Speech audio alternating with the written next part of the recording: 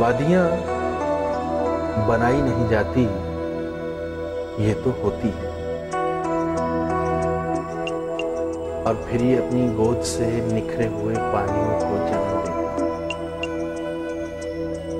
बरसों पहले इसके दामन में ये सुर्ख किला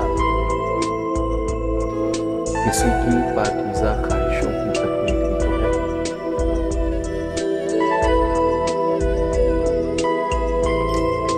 धुला हुआ पानी इसके वजूद से लिपटे दरख्तों से कभी कभी शरारत भी करता है।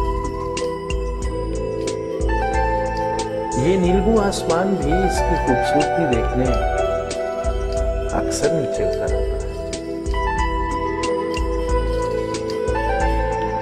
और सूरज की आंखों पे हाथ रखकर सिर्फ खुद ही इस हुस्न का नजारा करता है। कुदरत आपने